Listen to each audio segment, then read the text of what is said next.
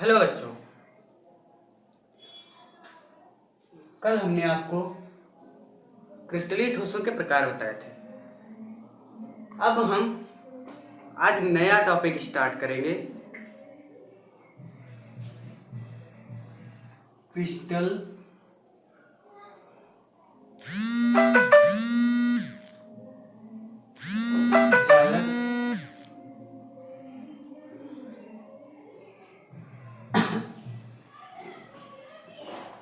Crystal lattice.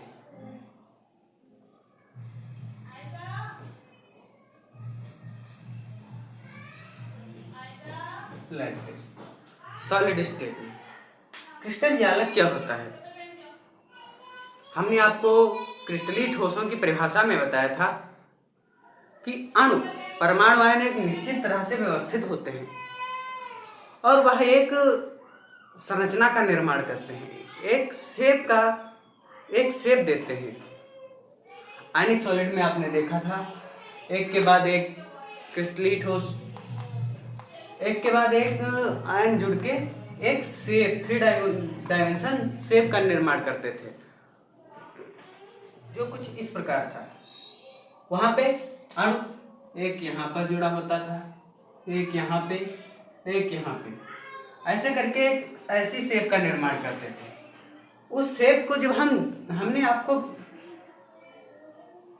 Zoom करके देखा हमने, तो एक व्यवस्थित क्रम में हमें एक जालक मिला, एक नेट मिला, उसे क्रिस्टल जालक कहते हैं। क्रिस्टल जालक, इसमें अणु परमाणु आयन एक निश्चित तरह से व्यवस्थित रहते हैं, यहाँ पे, यहाँ पे, यहाँ पे। ये अणु एक निश्चित तरह से व्यवस्थित रहते हैं, या फिर हम इस प्रकार से कह सकते हैं कि यूनिट सेलों के जुड़ने से, यूनिट सेल क्या होते हैं? यूनिट सेल वह होते हैं, क्रिस्टल कुछ यूनिट सेल की नियमित व्यवस्था से बने क्रिस्टल को क्रिस्टल जालक कहते हैं। कुछ इस प्रकार हमने देखा एनिमेशन में, जो इस प्रकार था। 3D की सहायता से यह नियमित व्यवस्था हम आसानी से देख सकते हैं। अब हम यूनिट सेल क्या होता है? यूनिट सेल, इसका किसी भी क्रिस्टल जालक का वह छोटा पार्ट जिससे जुड़कर वह बना होता है। 1 2 3 4 5 6 7 8 परमाणुओं से मिलकर ये एक यूनिट सेल बनी है, जिसका शेप कुछ इस प्रकार है। बाहर निकालते हैं तो कुछ इस प्रकार दिखाई देता है।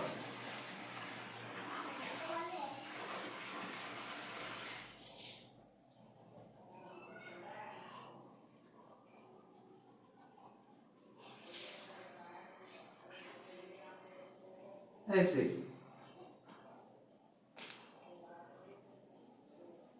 इस प्रकार यूनिट सेल का शेप दिखाई देता है। इसमें एक परमाणु यहाँ पे, एक परमाणु यहाँ पे, एक यहाँ पे, एक यहाँ पे, एक यहाँ पे, एक यहाँ पे और एक यहाँ पे, यहाँ पे। इसी तरीके से इसे यूनिट सेल कहते हैं। इस सेल को यूनिट सेल कहते हैं। इन्हीं सेलों से मिलकर ये एक यूनिट सेल, ये एक यूनिट सेल, एक ये यूनिट सेल, एक ये यूनिट सेल, एक ये, एक ये, धीरे धीरे करके जब बड़ा रूप, यूनिट सेल बड़े रूप में मिल जाती हैं तो क्रिस्टल जालक का निर्माण करती हैं। यूनिट सेल आप एनिमेशन में देख सकते हैं। Crystal lattices and unit cells. Consider a crystal. We know that the main characteristic of crystalline solids is its regular and repeating pattern of constituent particles. Now, when we replace these particles with representative points, a crystal lattice is obtained. Crystal lattice is defined as the three-dimensional arrangement of constituent particles represented diametrically such that each particle is depicted as a point. Such an arrangement is known as crystal lattice. There are 14 possible three-dimensional lattices known to us. These lattices are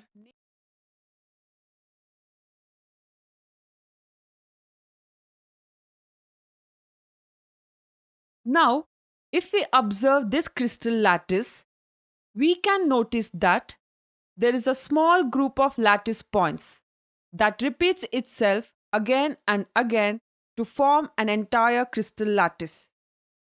This small group of lattice points is known as unit cell. Therefore, unit cell is the smallest portion of a crystal lattice. When repeated in different directions, generates the entire lattice. Animation में हमने देखा कि एक के बाद एक unit cell मिलने से क्रिस्टल जालक का निर्माण होता है। अब क्रिस्टल जालक में एक और बात आती है, लैटिस पॉइंट। हमने अभी तक देखा क्रिस्टल जालक,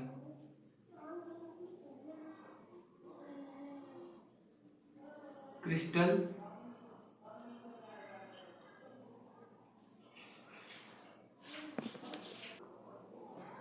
लैटिस क्रिस्टल जालक हमें कुछ इस प्रकार स्ट्रक्चर मिला, मतलब इकाई कोशिकाओं के मिलने से जिस जालक का निर्माण होता है उसे क्रिस्टल जालक या क्रिस्टल लैटिस कहते हैं। हमें इकाई कोशिका का पता होता है कि किसी भी क्रिस्टल जालक की बात छोटी से छोटी सेल, छोटी से छोटी कोशिका इकाई कोशिका कहते हैं। अब एक और पॉइंट आता है जालक बिंदु। जालक बिंदु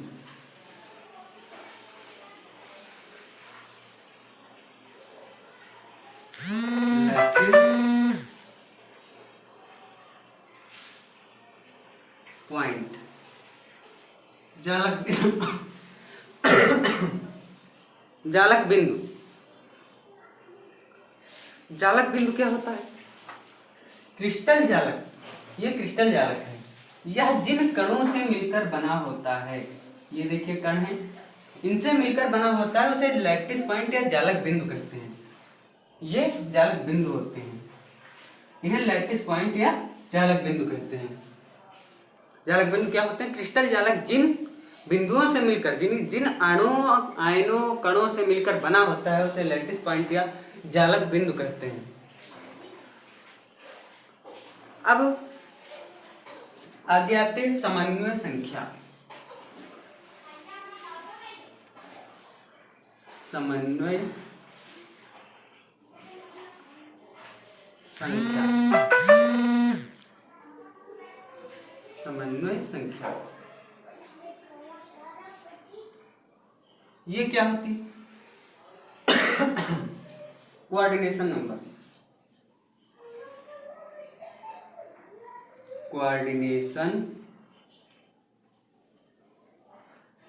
नंबर। समन्वय संख्या, समन्वय संख्या क्या होती है? समन्वय संख्या किसी क्रिस्टल जालक बिंदु में, ये क्रिस्टल जालक बिंदु है, माना ये क्रिस्टल जालक है, इसमें ये अणु लगे हुए हैं,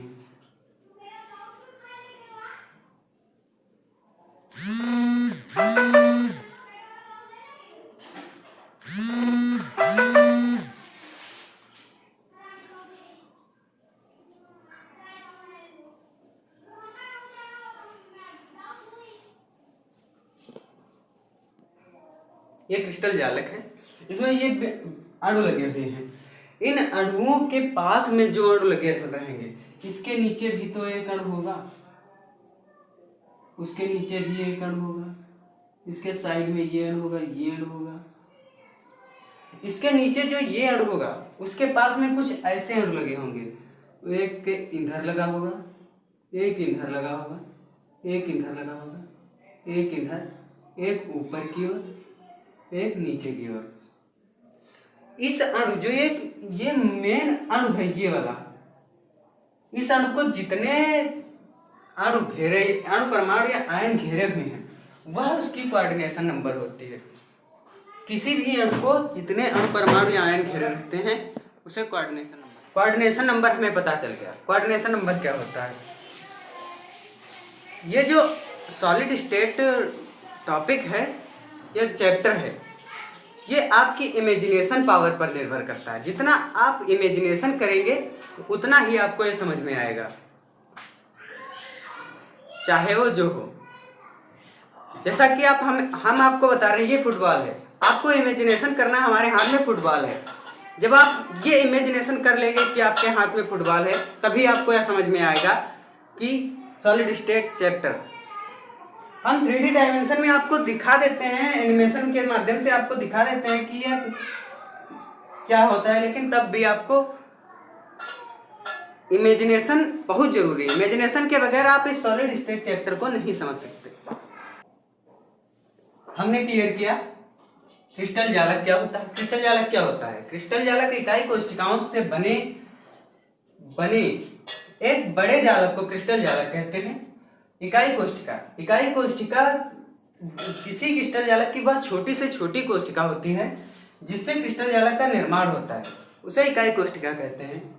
जालक बिंदु, लैटिस पॉइंट क्या होता है? लैटिस पॉइंट वह होता है जब किसी भी जालक बिंदु अणु परमाणु आयनों से मिलकर बना होता है। उन जालक बिंदुओं में अणु परमाणु आयन, एक अणु या परमाणु या आयन को जितने उसके साइड में जितने अणु परमाणु आयन घेरे रहते हैं उन्हें कहते हैं समन्वय संख्या। और लैटिस पॉइंट वह होता है जो अणु होता है, जिन अणुओं से बना होता है, जिससे बनावट होती है, उसे लैटिस पॉइंट कहते हैं। जैसे इसमें हम देखते हैं ये लैटिस पॉइंट है, लैटिस पॉइंट।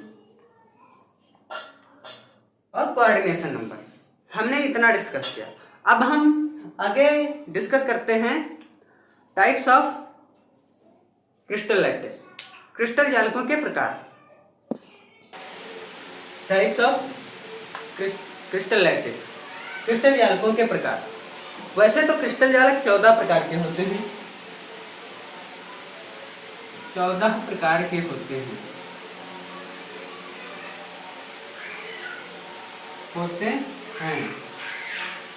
पर हमें केवल एक ही प्रकार का क्रिस्टल जालक पढ़ना है, वह क्यूबिक यूनिट सेल, घनीय एकक कोशिका। घनीय एकक कोशिका, क्यूबिक यूनिट सेल, घनीय एकक कोशिका, cubic unit cell. Cubic unit cell हम 3 डायमेंशन में देखते हैं कि क्यूबिक यूनिट सेल कुछ इस प्रकार दिखाई देती है।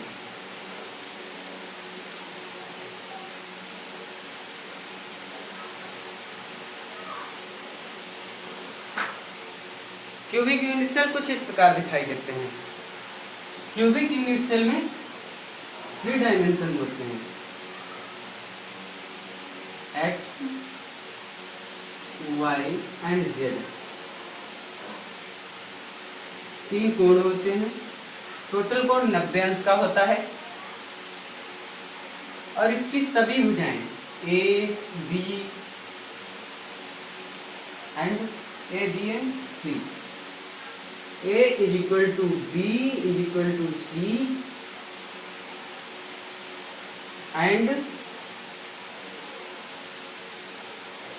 कोण alpha beta gamma. Alpha is equal to beta is equal to gamma is equal to 90 degree. सभी भुजाएं बराबर होती हैं, सभी कोण 90 डिग्री के होते हैं। घनीय एकक कोशिका में, घनीय एकक कोशिका 3 प्रकार की होती है। पहला सिंपल क्यूबिक यूनिट सेल,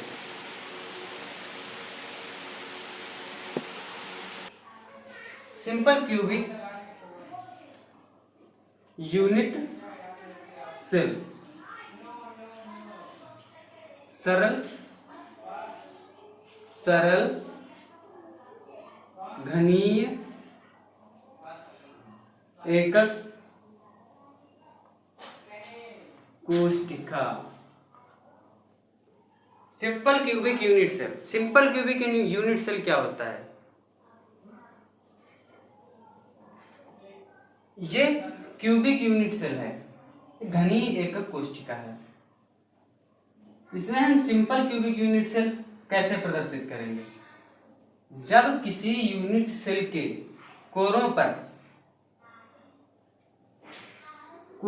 पर केवल आटम स्थित होते हैं, केवल कोरों पर आटम स्थित होते हैं, तब इसे सिंपल क्यूबिक यूनिट सेल, आद्य घनीय कोशिका, प्रिमिटिव क्यूबिक सेल, इसे प्रिमिटिव क्यूबिक सेल भी कहते हैं।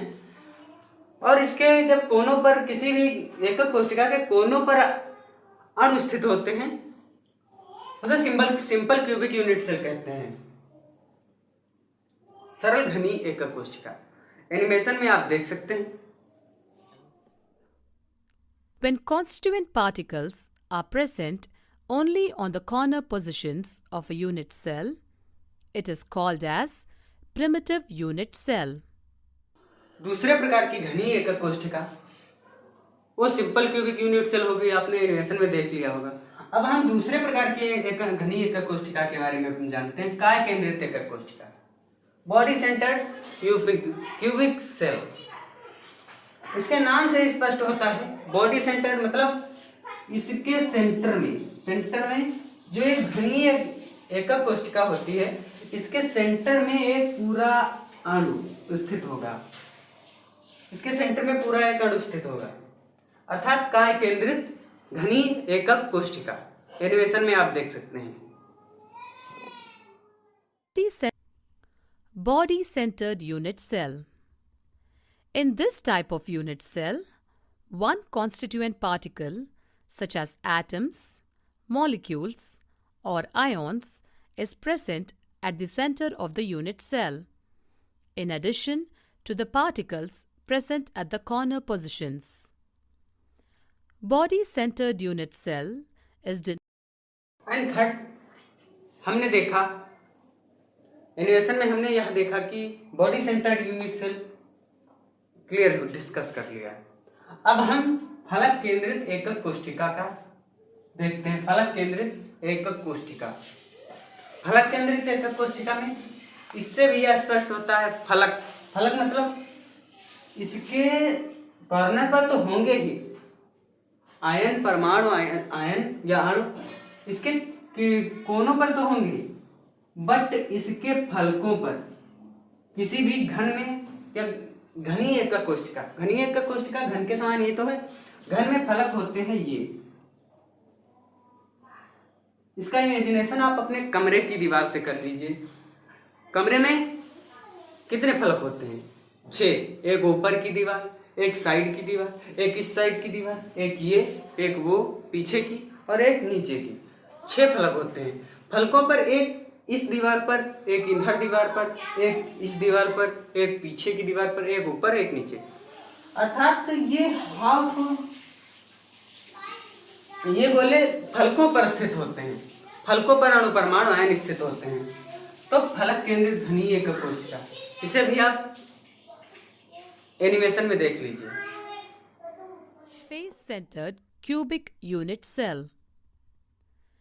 In this type of unit cell, the constituent particles are present not only at the corners but also at the center of each face of the unit cell.